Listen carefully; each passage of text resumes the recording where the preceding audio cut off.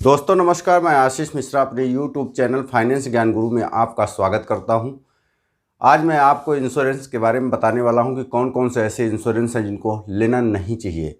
अगर आप उसको लेते हैं तो आपको कोई लाभ मिलने वाला नहीं है, बल्कि आप अपना खुद का पैसा ही गंवाने के बारे में प्रयास कर सकते हैं। तो इसलिए मेरी आपसे यही राय है कि जो भी मैं अभी आपको बताने वाला हूँ इसके बारे में आपको सोचना चाहिए, सोच समझ करके ही इंश्योरेंसों में आपको पैसा इन्वेस्टमेंट करना चाहिए। तो अगर हम बात करें तो कुछ ऐसे इंश्योरेंस है जो सभी लोगों को करवाना ही पड़ता है, जैसे कि life insurance, health insurance, vehicle insurance. इस तरह के इंश्योरेंस 3 टाइप के इंश्योरेंस है जो किसी भी व्यक्ति को लेने के लिए आवश्यक होता है। लेकिन लाइफ इंश्योरेंस में या हेल्थ इंश्योरेंस में या व्हीकल इंश्योरेंस में या फिर अन्य बहुत सारे इंश्योरेंस भी मार्केट में अवेलेबल होते हैं, उसको लेना चाहिए या नहीं लेना चाहिए, कौन सा इंश्योरेंस लेना चाहिए, इसके संदर्भ में मैं चर्चा कर रहा हूँ। सबसे पहले है, क्या हमें लाइफ इंश्योरेंस लेना चाहिए। बहुत सारी कंपनियां हैं, चाहे वह LIC हो या HDFC हो या फिर ICICI का हो, या फिर बहुत सारे ऐसे प्लान मार्केट में घूम रहे हैं। कई तरह से लोगों को बेवकूफ़ और गुमराह बनाया जाता है कि आपको इतना मिलेगा या ऐसा करके ऐसा रिटर्न मिलेगा। लेकिन सभी का निचोड़ अगर देखा जाए तो आपको रिटर्न मात्र 4 से 5% या 5.5% रिटर्न देना होता है। उस पर भी जब आप उसको पे करते हैं, चाहे मंथली पे कर रहे हों, क्वार्टरली पे कर रहे हो, उस समय भी उसमें टैक्स लग जाता है। अगर उस टैक्स को घटा दिया जाए तब आपका रिटर्न मात्र 3% ही शो करेगा। इसलिए आपका अगर महंगाई के हिसाब से देखा जाए तो 7% की महंगाई में से 3% ही अगर आपको रिटर्न मिल रहा है तो 4% आप घाटे में भी जा रहे हैं। तो आप अपना पैसा भी दे रहे हो और रिटर्न के रूप में आपको 4% जो घाटा मिल रहा है, तो यह कहाँ का आपके लिए हित का सौदा हुआ। तो आपको मैं यही बताने वाला हूँ, किसी भी प्रकार का लाइफ इंश्योरेंस आपके लिए एक घाटे का सौदा साबित हो सकता है, चाहे वह शॉर्ट टर्म का हो, चाहे लॉन्ग टर्म का हो, चाहे उसमें कुछ रिटर्न मिल रहा हो या फिर नहीं मिल रहा हो, चाहे जिस प्रकार की स्कीम में बनाई गई हो, वह आपके लिए घाटे का ही सौदा साबित होने वाली है। इसलिए लाइफ इंश्योरेंस की जगह पर आपको मैं यही सजेस्ट करूंगा कि आपको टर्म लाइफ इंश्योरेंस लेना ज़्यादा उचित होता है। टर्म लाइफ इंश्योरेंस भी 2 तरह का होता है।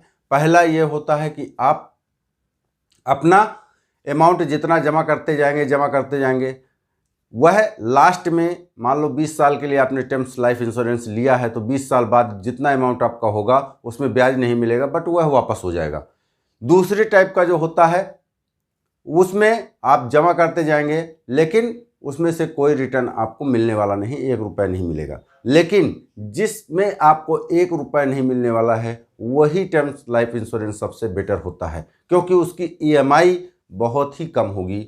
जबकि रिटर्न में अगर आप जाएंगे, रिटर्न के चक्कर में जाएंगे तो आपको EMI काफ़ी हाई देनी पड़ेगी और उसका भी कोई मतलब नहीं रहेगा। तो दोस्तों मैं आपको यही सजेस्ट करूंगा कि लाइफ इंश्योरेंस की जगह पे आपको प्योर टर्म लाइफ इंश्योरेंस ही लेना चाहिए, वो भी विभिन्न कंपनियों का टैली करके, जिसमें आपकी EMI सबसे कम जा रही हो उसी को चूज करना चाहिए। दूसरा है हेल्थ इंश्योरेंस। हेल्थ इंश्योरेंस आज के समय में बहुत ज़रूरी हो गया है। वैसे भी भारत सरकार ने भी आयुष्मान कार्ड, बहुत सारे आयुष्मान कार्ड जारी किए हैं। अगर आपको आयुष्मान कार्ड जारी नहीं हुआ है तो आपको हेल्थ इंश्योरेंस ज़रूर लेना चाहिए। आपको हेल्थ इंश्योरेंस अपना ही नहीं, अपने परिवार के सभी सदस्यों का एक साथ ले लेना चाहिए। लेकिन हेल्थ इंश्योरेंस के अलावा बहुत सारी ऐसे होते हैं कि जैसे कोविड के संबंधित कोई इंश्योरेंस दे रहा है, कोई किसी के संबंधित दे रहा है, स्पेशल बीमारी के लिए दे रहा है, कैंसर के लिए दे रहा है, अलग से जो दे रहे हैं, उन इंश्योरेंस के चक्कर में आपको कतई नहीं पड़ना चाहिए। आपको एक अच्छा हेल्थ इंश्योरेंस लेना चाहिए, पूरी फैमिली का लेना चाहिए। अगर उसी में से कुछ एक ऐड हो सकते हैं तो उनको भी आप थोड़ा सा ऐड कर सकते हो, बट स्पेशली अगर आप किसी एक पर्टिकुलर बीमारी के लिए हेल्थ इंश्योरेंस ले रहे हैं तो वह भी आपके लिए बहुत ही घाटे का सौदा साबित होगा।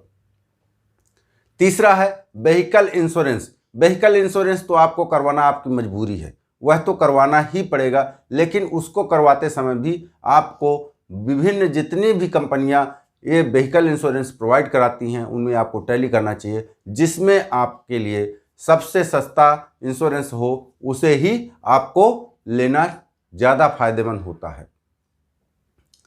आप जब फ्लाइट में यात्रा कर रहे होते हैं तो फ्लाइट इंश्योरेंस का भी जिक्र आता है। अगर आप फ्लाइट इंश्योरेंस लेते हैं तो उसमें भी आपका एक अच्छा अमाउंट चला जाता है। मात्र 3-4 घंटे की जर्नी होगी और उसमें एक अच्छा अमाउंट चला जाएगा। आपको मालूम होना चाहिए, अगर आप का अकाउंट जो है एसबीआई में है, सैलरी अकाउंट एसबीआई में है, तब तो आपको कतई फ्लाइट इंश्योरेंस लेने की ज़रूरत नहीं है, क्योंकि अगर आप एसबीआई से ही आपने टिकट बुक किया है तो ऑलरेडी आपका 30 लाख का बीमा फ्लाइट इंश्योरेंस के रूप में हो चुका है। इसलिए फ्लाइट इंश्योरेंस की भी कभी आपको लेने की ज़रूरत नहीं है। इसके अलावा बहुत सारी कंपनियां ऐसी होती हैं जो चाइल्ड इंश्योरेंस प्लान बेचती हैं। चाइल्ड इंश्योरेंस प्लान के रूप में लोग तुरंत अपने को भावुक हो जाते हैं, बच्चों के भविष्य के संबंधित है। ना भाई ना, आपको चाइल्ड इंश्योरेंस प्लान कभी नहीं लेना चाहिए। घर में ऐसा व्यक्ति जो अर्निंग पर्सन है, केवल उसी का इंश्योरेंस करवाना चाहिए, ताकि आपकी अर्निंग भविष्य में बंद ना हो। आपको किसी तरह की मुसीबत आए तो आपका समय पे काम हो जाए। इसलिए चाइल्ड इंश्योरेंस प्लान नहीं लेना चाहिए। अर्निंग पीपल का ही आपको इंश्योरेंस प्लान लेना ज़रूरी है। इसके और भी अगर आगे बात करें तो क्रेडिट कार्ड इंश्योरेंस प्लान भी आते हैं। मान लीजिए कि किसी कारण से आपकी नौकरी छूट गई या किसी अन्य कारण से आप अपना क्रेडिट कार्ड का बिल पे नहीं कर पाए हैं, तो उसके संबंधित इंश्योरेंस जो बनता है उसका भी आपका पैसा ऐसे ही जाएगा। इसलिए क्रेडिट कार्ड इंश्योरेंस लेने की भी किसी तरह से कोई ज़रूरत नहीं है। ये सारा पैसा आपका व्यर्थ में ही जाने वाला है। तो दोस्तों, जो जो चीज़ें मैंने आपको बताई हैं, अगर वह चीज़ें आपको अच्छी लगती हैं तो निश्चित तौर पर आपको इन बातों में ध्यान देना बहुत ज़रूरी है।